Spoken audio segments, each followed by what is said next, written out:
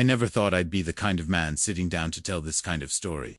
I'm just a regular guy. My name's Robert Miller, and until recently, I was living a quiet, steady life in a small town just outside Lexington, Kentucky. Kind of town where neighbors wave from their porches. The mail always comes at noon, and Sunday morning means coffee with the church crowd at the local diner. For the better part of 11 years, I thought I had found my version of happiness. It wasn't flashy or perfect, but it was ours. Diane and I met the old-fashioned way. Through friends at a 4th of July cookout. She was sharp, warm, and had this soft laugh that could ease tension in a room full of strangers.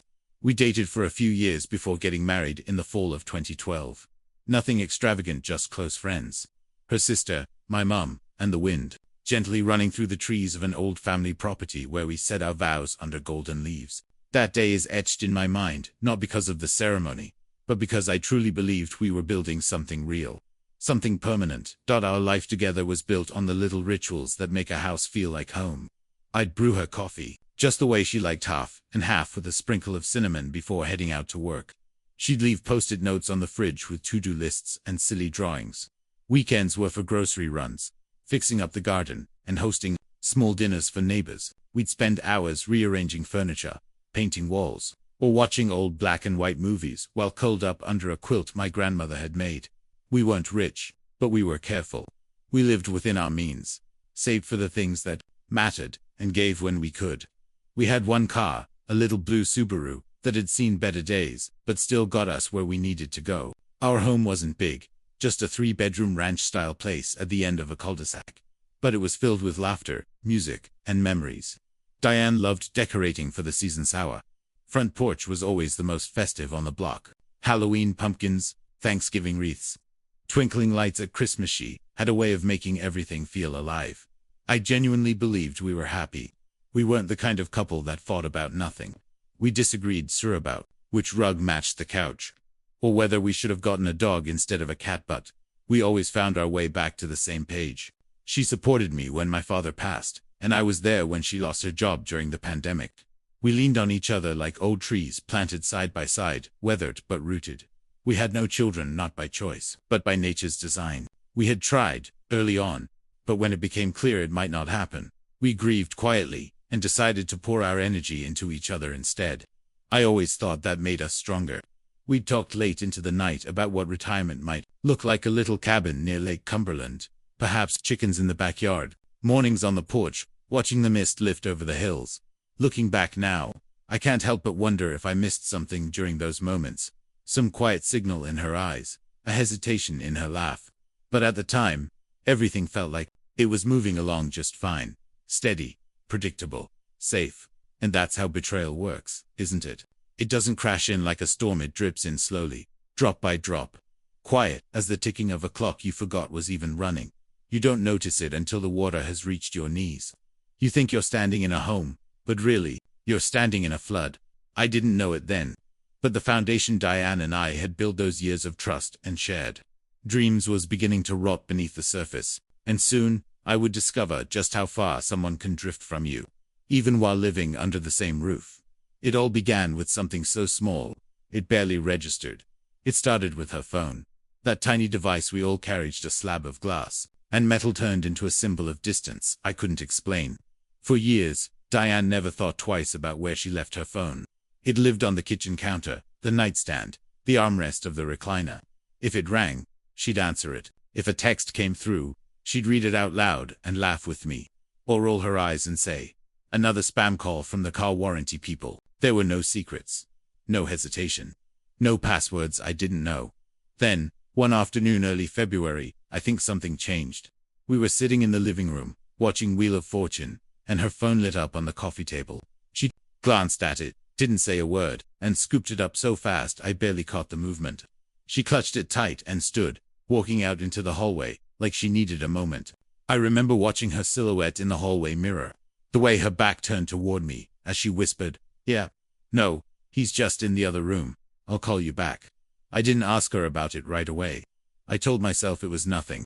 Maybe it was work. She'd started doing freelance bookkeeping for a few local businesses. Maybe a client had an emergency. Maybe she just needed some privacy. Everyone deserves that, right? But it didn't stop there. Over the following weeks, I noticed she never left her phone unattended. It came with her into the laundry room, the bathroom, even out to check the mailbox. She started putting it face down on the table. When I asked if she wanted to watch a movie one night, she said she had too many emails to sort through, and retreated to the spare bedroom with the door half closed, her screen glowing behind the glass like some private portal I wasn't invited into. Then came the password. We'd never had passcodes on our phones.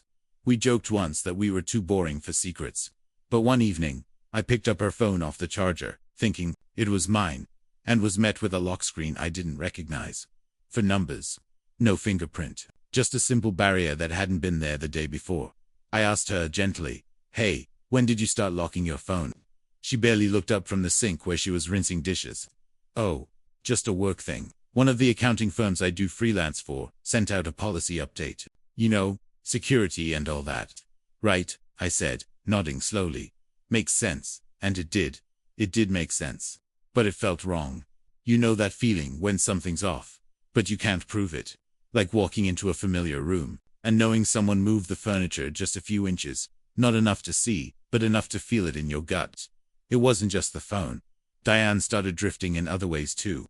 Conversations that used to come easily began to feel like small talk with a stranger. I'd ask about her day, and she'd shrug, say, "Nothing much," and go back to scrolling. When I brought up our plans for our anniversary, maybe a weekend getaway in Tennessee, she smiled flatly and said, "We'll see," before changing the subject to something on TV. There was a chill in the air between us, not cold enough to freeze, but cool enough to notice. I kept telling myself that maybe she was stressed. Tax season was coming, and her freelance work always ramped up around this time. Maybe she was tired. Maybe I was overthinking meeting. After all, we'd been together a long time. Sometimes people go through phases. But then one afternoon, something happened that I couldn't shake. Diane told me she was meeting a friend for coffee after work. Melissa, an old college friend of hers, the one who always had a new crisis to unload. That wasn't unusual. Diane met up with her from time to time at a little cafe downtown. But that day, by sheer coincidence, I happened to be running errands nearby. I figured, why not surprise her? I even thought it might be a sweet gesture, something to lift us both out of whatever rut we were in. I parked across the street, scanning the sidewalk for Diane. And sure enough, there she was, but she wasn't sitting at a table with Melissa. She was pacing in front of the cafe, phone pressed to her ear, her free hand slicing through the air as she spoke in a tone that was tense urgent. Even, I rolled down my window slightly and heard fragments. "It's almost ready. Just a little longer. We start fresh soon." Those weren't phrases you said to a friend over coffee. My stomach turned to stone. I drove home in silence, unsure whether to feel foolish or betrayed. When Diane returned that evening, I asked her silly how her coffee date had gone. "Oh, same old," she said with a yawn. "Melissa's still having drama with that guy from Cincinnati. She lied to me, and she didn't flinch when she said it." I stood there, trying to reconcile the woman who once cried during Hallmark commercials with the person now lying to my face like it was nothing. I wanted to believe her, to believe in us, but something had cracked wide open inside me that night. I no longer felt like I was part of her world. I felt like I was orbiting it close enough to see, but no longer allowed to land. That's when she brought up the finances, and everything began to spiral. It was a Thursday evening when the conversation happened, the kind that doesn't raise its voice or slam doors, but still manages to rattle something deep in your bones. We'd just finished dinner. Diane had made meatloaf, the way her mother used to, and I'd poured us both a glass of sweet tea. The kitchen still smelled of onions and ketchup glaze, and the cat was curled under the table, purring softly. She was scrolling through her phone while I rinsed dishes. The light over the sink buzzed faintly, the only sound between us for a while. Then, out of nowhere, she said it come casual, like she was asking about the weather. "Do you think we should maybe organize our financial stuff? You know, just in case something happens." I turned off the faucet and looked over my shoulder. "What do you mean?" She shrugged, not meeting my eyes. "Just like, make a list of all the accounts, passwords, where everything is. You know, the important stuff. Bank info, the deed, the retirement paperwork." It seemed harmless enough on the surface. Practical. Even we weren't kids anymore. We were both in our 40s, and plenty of people prepared that kind of thing for emergencies. But the way she said it, it was too clean, too rehearsed. Her tone didn't match the words, and more than anything, the timing felt off. We'd never talked about this before. Ever. Diane had always been the spontaneous one. The kind who couldn't remember where she'd left her keys, let alone think about emergency binders and estate planning. Now suddenly she wanted to consolidate everything neatly all at once. I dried my hands and leaned against the counter. Where's this coming from? She glanced up, gave me a tight smile. Nowhere. Just, it's smart, right? You never know. My heart thudded behind my ribs. I wanted to believe her, but I couldn't shake the image of her outside that cafe, whispering about starting fresh. Her sudden interest in joint finances didn't feel like preparation. It felt like positioning, like someone setting the table before clearing it entirely. Still, I played along. Yeah, I said, trying to sound neutral. Could be helpful. She nodded, already back on her phone. That night, I didn't sleep much. I lay in bed beside her, listening to her soft breathing while my mind spun in every direction. I thought about the trips we'd taken, the nights we'd stayed up late, laughing over nothing, the plans we'd made that now felt like pages from a book someone else had written. And I kept hearing those 3 words she'd said on the phone. It's almost ready. What was almost ready? The next few days passed like fog. I went through the motions: work, errands, polite smiles with neighbors. But inside I was on high alert. Diane was pleasant, even chipper, which only made things worse. She hummed while folding laundry, made pancakes on Sunday morning, and suggested we repaint the guest bathroom. She was acting like someone trying to appear normal a little too hard. Then, 3 days later, she brought it up again. We were in the kitchen. I was making a turkey sandwich, mustard and pickle like always, and she was checking her email on her phone. Without looking up, she said, "Hey, have you thought more about putting the financial stuff together? Like, where all the accounts are?" I froze, knife halfway through the bread. That was when something inside me shifted. Something solid. I wiped my hands and turned toward her. "Okay," I said softly. "What's going on?" She blinked, caught off guard. "What do you mean? You've brought this up twice now. We've never talked about organizing our finances before. And now suddenly, it's urgent." "Why?" Her smile wavered. "Just a flicker." Then she shrugged again, her favorite escape hatch. "I just think it's smart. That's all. Emergencies happen." "Emergencies like what?" "I don't know," she said, her tone clipped. "Life stuff." But her eyes didn't match her words. Her hands were fidgeting. She was deflecting, and poorly. I nodded slowly and let it drop for the moment, but my mind was already moving.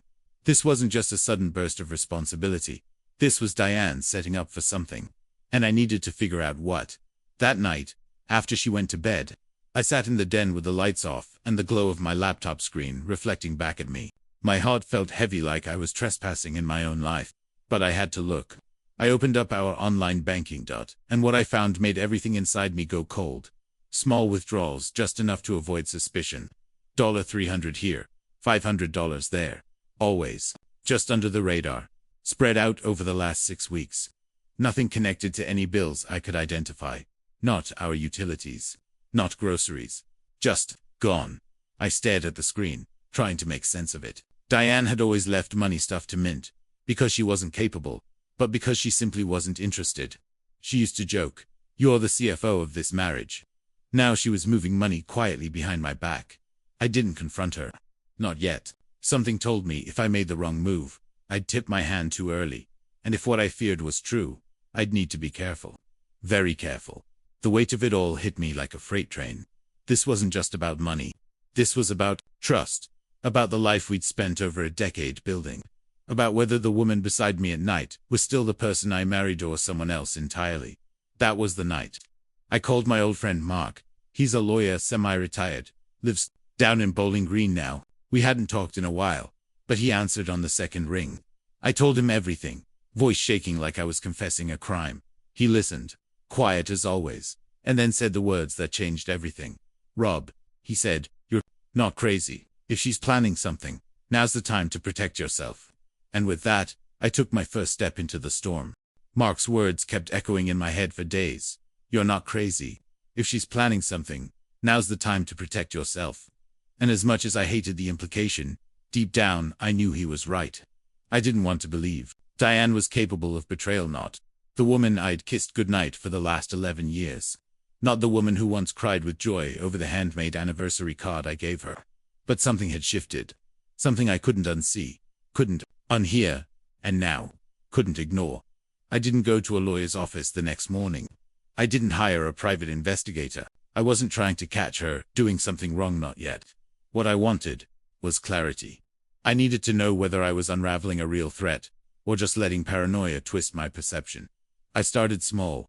While Diane was at work the next day, I sat at the dining room table with a yellow legal pad and a cup of cold coffee, staring at our shared financial footprint like it was a crime scene. I pulled up the joint account and began listing everything I could think of: the checking account, the savings, my pension, the CDs we'd opened years ago with her uncle's bank in Danville. The house was still in both our names, the car title, the credit cards. Piece by piece, I assembled the puzzle of our life only now. I was doing it like a man preparing for a fire. Quiet, measured, alone, and still the guilt gnawed at me. I remember pausing halfway through the list when I came across a photo tucked behind the phone bill in the drawer. It was us at Lake Geneva, smiling in the sun, Diane's arm wrapped around my neck like she never wanted to let go. I stared at it for a long time, wondering how we got from that moment to this one, wondering how love could turn to strategy. But the numbers didn't lie. Another strange withdrawal had gone through that morning, $475, transferred to a separate online savings account I didn't recognize. Not a joint account. Not one she'd mentioned, something she'd created on her own. Quietly, just under the radar. It didn't feel like an accident anymore. That night, I called Mark again. This time, the conversation was different, less uncertain, more resolved. He walked me through some basic steps I could take without raising alarms. Move assets into a revocable trust under a trusted family member. Separate my pension and investments legally, in case of a split. Document everything: dates, amounts, transactions. It's not about hiding, he said. It's about protecting yourself from being ambushed. I thanked him, hung up the phone, and sat in silence. That was the first time it hit me, not just the fear, but the loss. Not of money, not of property, but of belief. The belief that marriage was supposed to be the one place where you didn't need a backup plan. That you could rest, truly rest, knowing someone had your back. Now, I wasn't sure if Diane even knew where my back was, except for where to aim. Later that week, I did something I never thought I'd do. I called my mother, lives 2 counties over, in a quiet farmhouse she's been in since before Dad passed. She's the kind of woman who wears her hair up every day and still bakes from scratch. She answered on the first ring, cheerful as ever. "Hey Mama," I said. "Robbie, everything okay?" There was a pause in my throat, a hesitation that felt heavier than I expected. "Yeah," I lied. "Just need a little favor." I told her I might need to transfer some assets temporarily.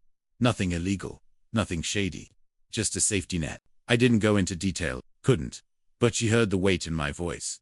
"You're not in trouble, are you?" "No, just being careful." She was quiet for a moment. Then, with the calm steadiness that only a mother can summon, she said, "Whatever you need, sweetheart." That night, I began the process. I filed the paperwork quietly, with Mark's guidance, transferred a portion of my savings, opened a trust in my mother's name, moved the title of the house without Diane noticing. She never checked the mail, and the county office processed it within a week. I left just enough in the joint account to keep the rhythm going, enough to pay the bills, enough to look normal. All the while, Diane remained pleasant, almost happy. She made dinner more often, suggested we watch old reruns of Cheers. She even asked if I wanted to take a weekend trip to Asheville, just the 2 of us, like the old days. I almost laughed, not because it was funny, but because I realized I was now playing a part in a script I didn't believe in anymore. I smiled, said I'd check the calendar, and changed the subject. But what truly unsettled me was this.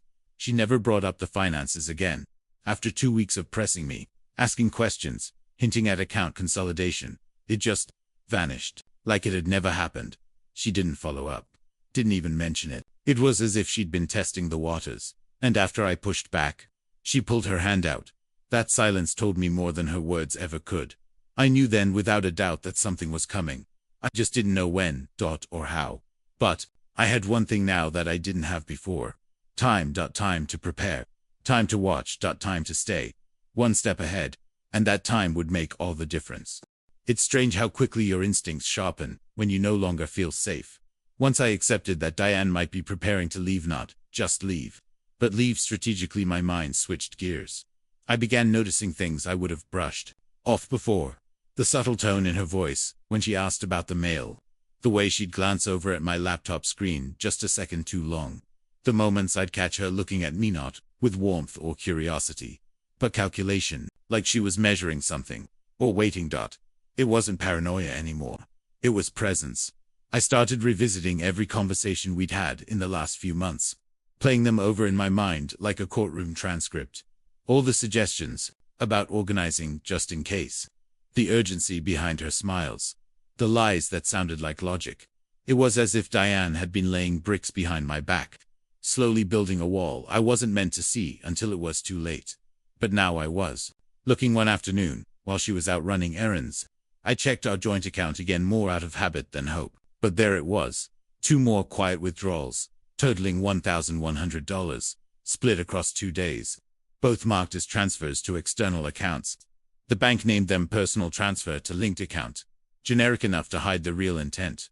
But the real clue came from the login history. Diane had accessed the account from a different device, not her phone.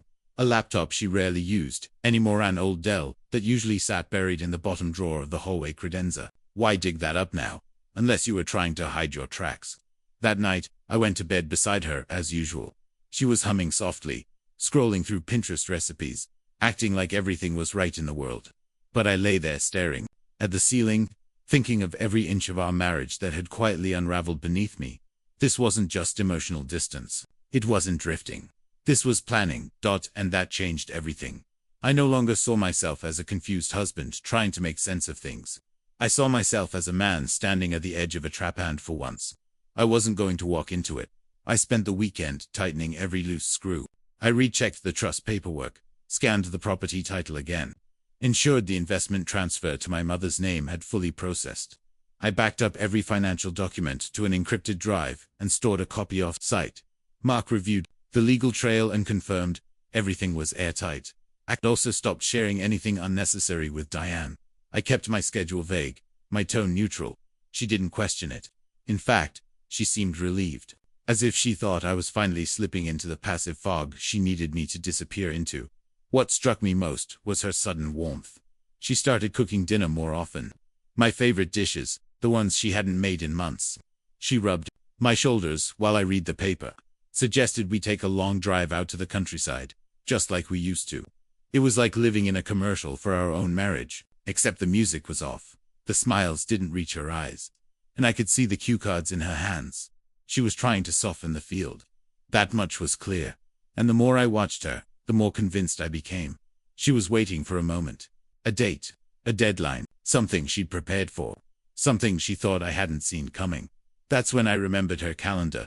Diane kept a small leather-bound planner, old school, like her, filled with color-coded tabs, sticky notes, and scribbles only she could decipher. She carried it everywhere. It was her Bible for everything from dental appointments to grocery lists. But one evening, she left it on the kitchen counter while she was outside watering the plants. I told myself I wasn't going to look, that it wasn't right. But I did. Most of it was normal, boring. Even notes about errands, reminders to return, a casserole dish to our neighbor, an appointment for her annual checkup. But on the page marked Friday, April 12th, circled in blue ink, there was a single word underlined 3 times. Start. That was it. No context. Just start. I didn't need more. Whatever Diane was planning, whether it was the paperwork, the move, or something deeper, it was set to begin that day. Less than 2 weeks away. I closed the planner, set it back exactly where I found it, and waited until she walked in with the garden hose dripping down her forearm, talking about how the azaleas were finally coming in. I smiled, told her they looked beautiful, and quietly, I started preparing for what came next. Because now, I wasn't just trying to protect myself, I was preparing to meet her move, with one of my own. It happened on a Friday night, quiet. Still, like any other evening in our Kentucky home.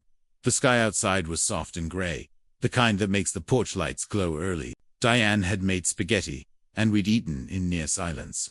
The kind of silence that hums between 2 people who've run out of small talk, but are too polite to say so. After dinner, she turned off the TV in the middle of a rerun of Matlock, not something she'd ever done before. She sat down on the couch across from me, folded her hands in her lap like she was about to give a speech, and looked me dead in the eye. We need to talk, she said. I nodded. Okay. And just like that, she said it. Calm, unblinking, as if she were telling me she forgot to pick up the milk. I think we should get a divorce. No tears, no yelling. Just those 7 words, floating in the air, like smoke from a match. Just struck. For a moment, I just stared at her. Not in shock. Not anymore. I had known this was coming. I'd felt it in every withdrawn glance, every polite deflection, every dollar that quietly vanished into the ether. But hearing her say it, aloud, still felt like someone closing the door to a room I'd lived in for over a decade. I nodded again, slower this time. Okay, I said, my voice steady. Is there a reason you're telling me now? She hesitated, as if she hadn't expected me to stay calm. As if she'd prepared for tears, anger, maybe even a fight. But not stillness. I've been thinking about it for a while, she said. I need space. I need time to find myself again. I feel like I've lost who I am in this marriage. It was a script. I could hear it. The language was too polished. Too familiar, like something pulled straight from a self-help article or a late-night therapist podcast. She kept going. You know I've made sacrifices for you, Rob, a lot of them. And I just don't feel like they've been seen. I want more. I deserve more. That part stung. Not because I didn't expect it, but because of how she said it. Like she'd rehearsed every word. More. More than what? The life we built. The nights I stayed up when her anxiety kept her tossing and turning. The years I worked overtime so she could quit her job and explore her passions. The house we made into a home, one careful choice at a time. She framed it like she was the hero escaping a prison I had built for her. Like I owed her an apology for not making her feel like a queen every second of every day. But I didn't flinch. I let her talk, because I needed her to finish the part I knew was coming. And sure enough, there it was. A friend of mine has been helping me think more clearly about everything, she added, eyes drifting just past my shoulder. Helping me see what I deserve. I almost smiled, not because it was funny, but because the puzzle piece finally clicked. The calls. The sudden secrecy. The whispers on the phone. The careful build-up to finances. It wasn't just her. Someone else had been guiding this, nudging her along, pushing her through a door she didn't build alone. A friend, I asked. She nodded, but didn't offer a name. She didn't have to. I already had my suspicions. The ones I'd been gathering, like kindling, waiting for the first spark. And here it was. For a brief second, I considered confronting her, naming him, asking how long it had been going on. But I didn't. Because this wasn't about him, not yet. This was about her. About the woman who once stood barefoot in our kitchen on a rainy Sunday and said, "You and me, we'll weather anything." Now she was sitting across from me, cold and rehearsed, acting like I was a footnote in her redemption arc. So I said the one thing she clearly didn't expect. If that's how you feel, Diane, then we should start talking about the next steps. She blinked. You're not upset? I shrugged gently. You made your decision. I won't stand in your way. She looked unsettled, not because I'd agreed, but because I hadn't broken. She was braced for conflict, maybe even needed it, but I gave her none. What she didn't know, what she couldn't know, was that I had already moved the pieces. The trust, the accounts, the property, all of it already secured and out of reach. She thought she was making the first move, but she was already a step behind. That weekend, she packed a few things and moved into a rental apartment not far from her office. Said it was temporary. Said she'd be in touch soon about the legal paperwork. And true to her word, that Monday morning, the divorce papers arrived, neatly bound, professionally written, filed by a firm in Louisville I recognized by reputation. Aggressive and expensive. The paperwork laid out her terms clearly. Half the house, half the savings, a slice of my retirement, the Subaru, and a request for monthly spousal support. She didn't just want out, she wanted everything. And for the first time since this started, I felt something sharper than sadness. Resolve, because now it wasn't just about protecting what I had built. It was about making sure the woman who thought she could burn it all down walked away with nothing but ashes. The mediation room was colder than I expected, both in temperature and in tone. It sat on the third floor of a modest legal office in downtown Lexington. Nothing fancy. Beige walls, a long polished conference table, a pitcher of water that no one touched. Diane sat at one end, dressed in a gray blazer I hadn't seen in years. Her hair pulled back so tight it looked like armor. Her attorney, a sharp-featured man named Carlton Miller, sat beside her with a thick binder already open and highlighter marks bleeding from the pages. I arrived with my own lawyer Mark, cool and calm in his charcoal suit hand, sat down across from them, laying nothing on the table but my hands. I didn't need paper to prove my position. The tension in the air wasn't loud. It was quiet, measured. Like everyone in the room knew something was about to tip, but no one was sure when or how hard. Carlton opened the meeting with pleasantries that felt like sandpaper. Then, he dove right in. Demands, bullet points, asset breakdowns. His voice was clear, confident, and clinical. My client is seeking equitable division of marital property, including half the residence, 50% of joint financial assets, an appropriate portion of Mr. Miller's retirement portfolio, continued access to the 2014 Subaru Outback, and spousal support commensurate with lifestyle maintenance. I didn't interrupt. Neither did Mark. Carlton flipped pages, citing figures like he was reading from a menu. He didn't look at me. Diane didn't either. Only when he paused did Mark finally reach into his briefcase and calmly slide a neatly stapled packet of documents across the table. I think, Mark said, evenly. Before we proceed with any assumptions, it's important everyone reviews these. Carlton raised a skeptical brow, but accepted the stack. As he began flipping through the pages, something shifted. I watched his posture falter, ever so slightly. His brow furrowed. His lips parted in a shallow frown. These, he said slowly, are transfers, correct? Mark replied. Asset transfers. Executed and notarized 3 weeks prior to the divorce filing. Carlton looked at Diane. She didn't move. These documents show that the home, retirement funds, and financial holdings were lawfully moved into an irrevocable trust under Mr. Miller's mother's name. Mark continued, his voice unwavering, fully legal, fully binding, fully outside the scope of current proceedings. The room went still. Carlton turned back to Diane. You didn't mention this. Her face flushed, first with confusion, then with something closer to rage. She yanked the papers from his hands and flipped through them like she expected them to vanish. Her eyes scanned the notarized dates, the signatures, the trust documentation. Nothing was missing. She looked at me for the first time since the divorce began. You planned this, she said, her voice flat with disbelief. You knew I was going to file. I didn't answer. There was nothing to say. You set this up to screw me over, she hissed, the veneer of calm cracking at the edges. Still, I said nothing. Just watched her come to terms with a game she thought she was winning. Carlton cleared his throat and turned back to Mark, trying to recover some semblance of control. Could you walk us through the intent behind these transfers? Gladly, Mark said. Given recent financial activity and behavioral changes in the marital relationship, my client exercised his legal right to protect personal and premarital assets, which had been jointly titled but not legally merged. He executed these transfers after receiving legal counsel without violating any financial disclosure obligations, and with the full transparency required by law. Carlton tried to push back, tried to argue technicalities. But Mark had anticipated every angle. Every date lined up. Every document was bulletproof. By the end of the hour, it was clear there was nothing left for Diane's legal team to take. When the meeting ended, Carlton said he needed time to reassess the strategy. But we all knew what that meant. The strategy was broken. The plan had failed. As we stood to leave, Diane caught my arm in the hallway, away from the attorneys, away from the paperwork. Her voice dropped low, no longer calculated, just desperate. This isn't over, she whispered. I looked at her, tired, not angry, just emptied out. I already regret one thing, I said quietly, trusting you. Then I walked away, and for the first time in months, I didn't look back. It didn't take long for everything to start unraveling. After that mediation room showdown, the entire tone of the divorce shifted. Diane's attorney, so confident just days earlier, suddenly grew quiet in email chains. Replies became delayed. Legal language softened from entitlement to negotiation. And Diane started slipping. It began with the voicemails. The first one came that Sunday night.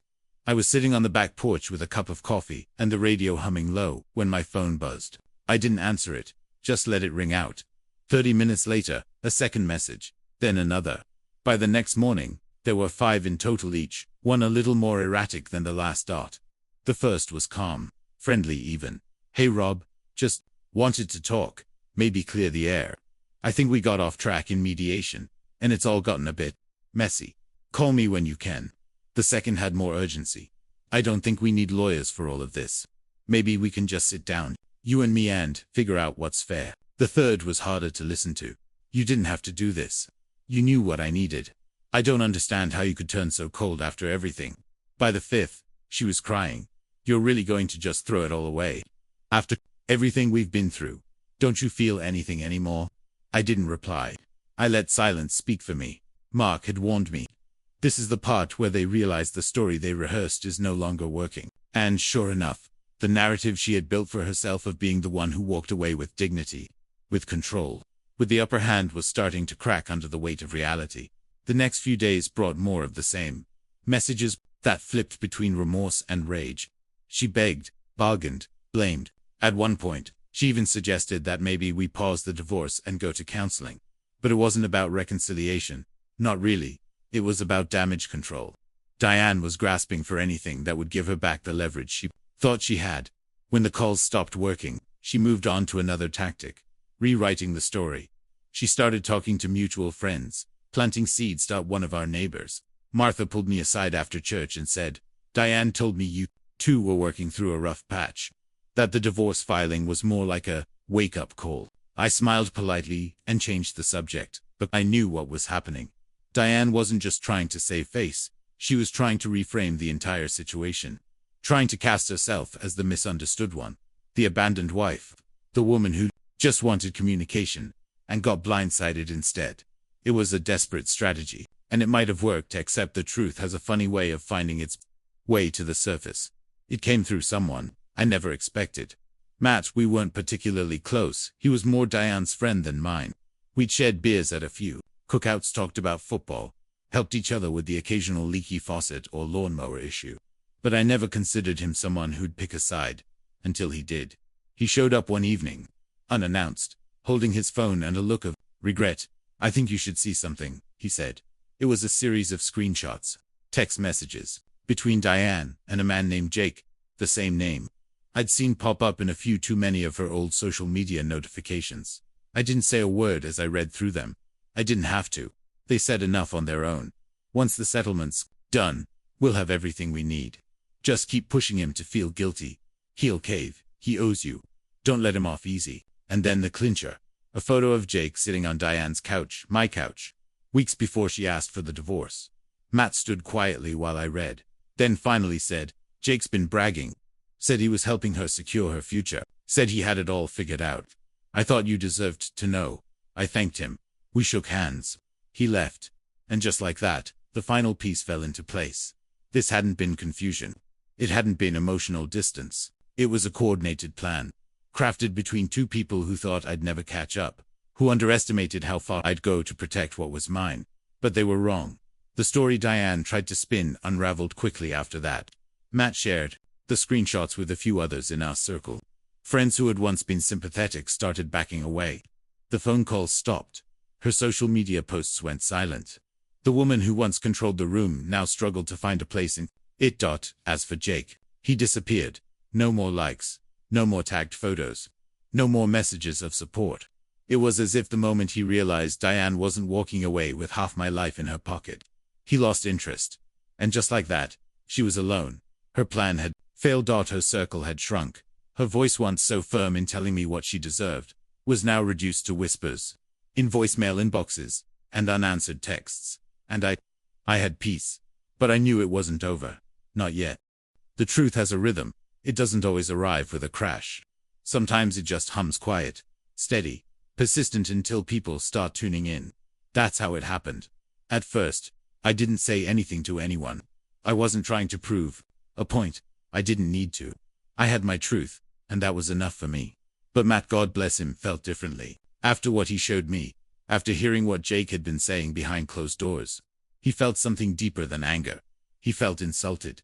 They played this like a game, he said. Tried to flip the whole town upside down. That doesn't sit right with me. He didn't post anything publicly. He didn't cause a scene. He just shared the screenshots with a few friends we both knew, quietly, intentionally. People who had been part of our lives for years. Barbecue guests, neighbors, couples we went to trivia nights with at the pub down on Oak Street.